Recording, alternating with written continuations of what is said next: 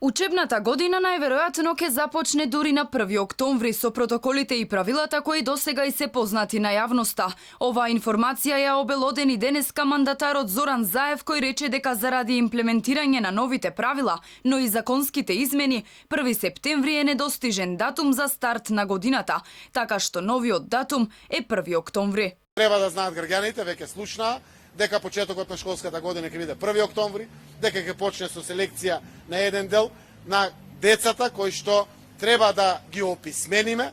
Сепак, конечната одлука се очекува да биде донесена на денешната владина седница, која на дневен ред ја има токму оваа точка. Како што е познато, последниот договор меѓу Комисијата за заразни болести и Министерството за образование е учениците од 1 до 3 одделение да посетуваат настава во училиште, а сите останати да учат онлайн од дома. За да се спроведе овој план, потребно е да се извршат и законски измени кои досега не можеа да се усвојат заради нефункционалното собрание.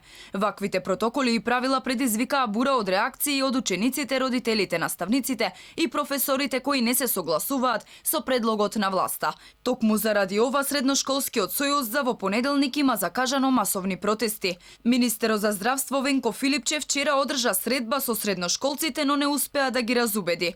Веројатно под притисок на јавноста, синоќа тој најави и промени на концептот. Според него, учебната година би требало да почне како што е предвидено сега, но доколку епидемиолошката состојба остане иста, можно е етапно учениците да се враќаат во училиштата. Ќе ја пратиме епидемиолошката ситуација. Доколку таа остане вака стабилна како што е сега, овој тренд на мало намалување, но сепак намалување на бројот на случаи, ќе дозволи постепено враќање со физичко присуство и на други ученици од други оделенија. Времето одминува и премногу долго се чека за конечна одлука. Протоколите се изготвуваат и како што вели министерот се базираат на универзални принципи за да се спречи ширењето на вирусот. Доколку враќањето во училиште се одвива постепено, меѓу првите кои ќе се вратат ќе бидат учениците од стручните училишта, кои што праксата мора да ја изведуваат со физичко присуство.